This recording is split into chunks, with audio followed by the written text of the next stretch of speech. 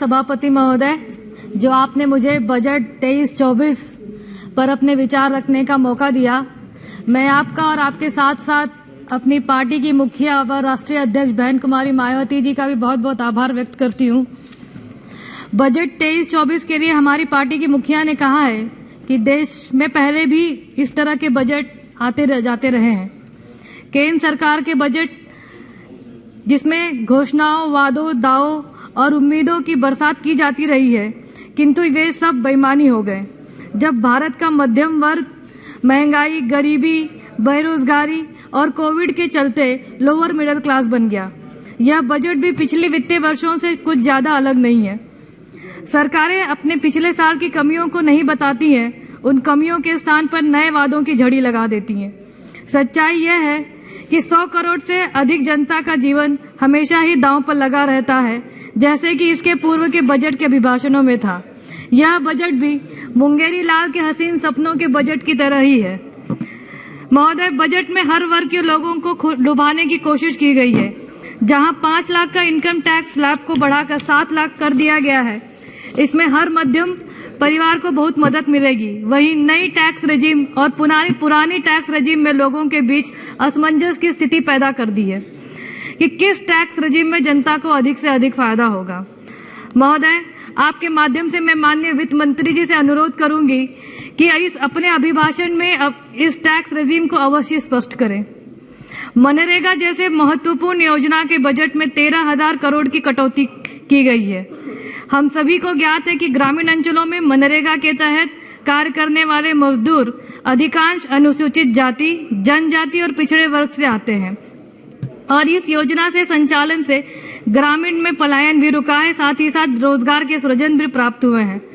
उत्तर प्रदेश में प्रधान संघ के सभी लोग आंदोलित हैं कि उनका समय से भुगतान नहीं हो पा रहा है और जो भी कर्मचारी ग्राम पंचायतों के लिए नियुक्त किए गए हैं, उनका वेतन भी वो अपने जेब से दे रहे हैं। महोदय, वित्तीय वर्ष 23-24 में सरकार द्वारा एकलव्य मॉडल आवासीय विद्यालयों के विकास के लिए 3,943 करोड़ रुपए की वृद्धि की गई है। यह एक सराहनीय कदम है, लेकिन अनुसूचित जाति, ओबीसी और ईडब्ल्यूएस के छात्रों को भी इसी तरह के कोचिंग सेंटर और छात्रावासों की जरूरत है। खास तौर पे मेरे जनपद आजमगढ़ में, जहां कई एकड़ की सरकारी जमीन अब भी खाली पड़ी है, मेरी सरकार से मांग है कि आजमगढ़ जनपद एक मंडल है जहां अभी महाराजा सुहेलदेव विश्वविद्यालय संचालन में आया है, जिसके चलते कई जिलों के छात्र यहाँ पठन पाठन करने आते हैं। इन छात्रों के लिए भी इसी तरह के कोचिंग सेंटर और छात्रावास बनाए जाएं। महोदय, बजट में आकांक्षी जिले और ब्लॉक कार्यक्रम की सफलता को सरकार स्वास्थ्य, पोषण, शिक्षा, कृषि, जल संसाधन, वित्तीय समावेशन तथा अन्य हेतु 500 ब्लॉकों का चयन करने के कार्यक्रम शुरू करने जा रही है। मैं चाहती हूं कि हमारे जनपद आजमगढ़ के समस्त ब्लॉकों को इस योजना में शामिल किया जाए। महोदय, आजमगढ़ में महाविकास की योजना की रूपरेखा अभी तक तैयार नहीं है, जिसके कारण से भूमि आवंटन नहीं हो पाया है।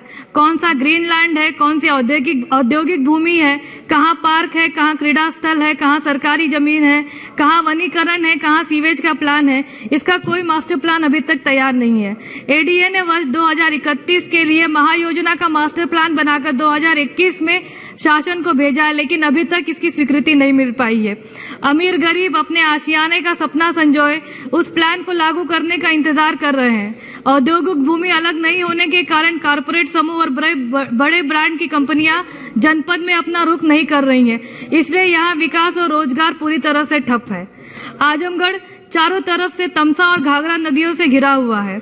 हर साल बाढ़ से सैकड़ों गांवों में जान माल का नुकसान होता रहता है। मेरी सरकार से मांग है कि रिवर फ्रंट बनाकर नदियों पर बाढ़ का नियंत्रण कर सके। और अभी हाल में ही माननीय प्रधानमंत्री जी ने गंगा नदी पर कमर्शियल क्रूज का उद्घाटन किया है।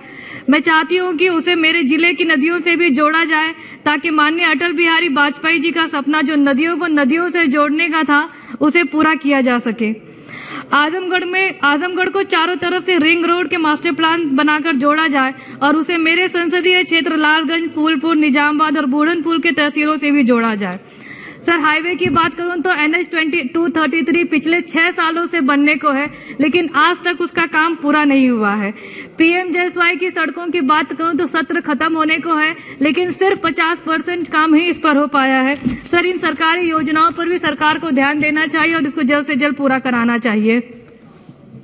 हर घर नल योजना जो सरकार ने अभी बात कही है, सिर्फ 30% अभी तक सर्वे हुआ है, बनने तो दूर की बात है। आजमगढ़ में डोमेस्टिक इंडस्ट्रियल कॉरिडोर घरेलू औद्योगिक गलियारे की स्थापना की जाए।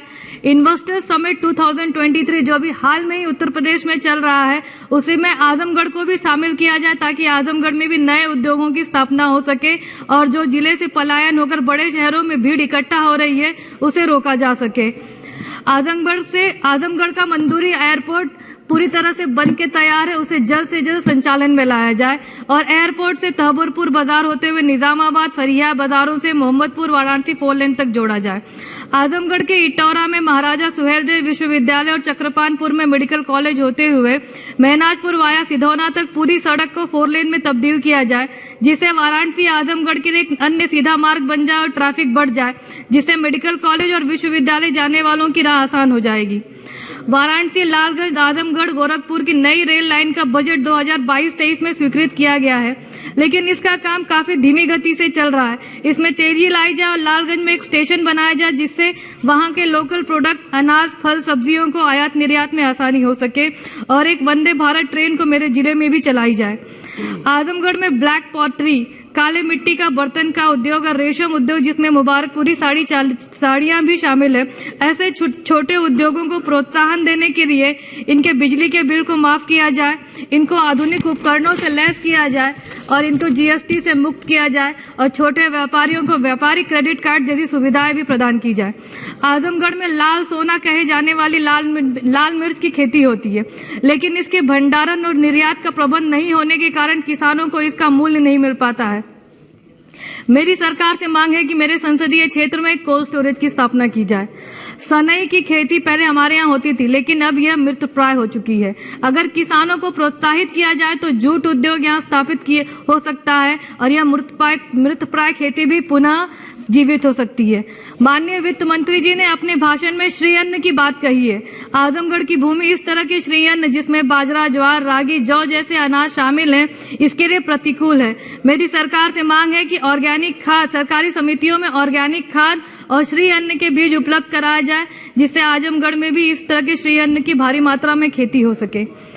आजमगढ़ में मत्स्य संपदा योजना के तहत जैसे कि मैंने पहले ही कहा कि नदी तालाब का जाल बिछा है, इसको भी प्रोत्साहन करने के लिए वहां के उद्यमियों को इसका प्रोत्साहन किया जाए।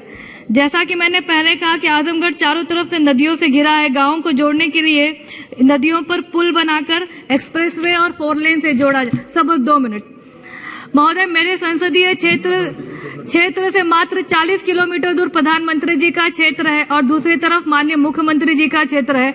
आजमगढ़ बीच में होने के कारण पूर्वांचल का दिल कह सकते हैं। यह दोनों क्षेत्र से बड़ा जिला है जिसका विकास पूरी तरीके से अधूरा है। अमृतकाल का यह समय और यह बजट लोगों के उत्सव मनाने वाला है, लेकिन अगर आजमगढ़ को इसमें स्पेशल पैकेज दे दिया जाएगा तो आजमगढ़ के लोग भी इस अमृतकाल का उत्सव मना पाएंगे। और अभी हमने देखा कि राष्ट्रपति अभिभाषण में पक्ष और विपक्ष दोनों एक दूसरे पर आरोप लगा रहे थे। मैं 2 लाइन कहना चाहूंगी कि तू इधर उधर की बात न कर, ये बता कि काफिला कैसे लुटा। मुझे रहजनों से गिला तो है पर तेरी रहबरी का सवाल है। सर देश के साथ साथ आजमगढ़ की जनता भी बहुत उम्मीद से माननीय वित्त मंत्री की तरफ और माननीय प्रधानमंत्री की तरफ उम्मीद लगा के बैठी है कि अमृतकाल के बजट में आजमगढ़ को एक स्पेशल पैकेज दिया जाएगा, जिससे हम सभी लोग अमृतकाल का उत्सव मना पाएंगे। आपने मुझे बोलने का मौका दिया, मैं इसके लिए आपकी बहुत बहुत आभारी हूं।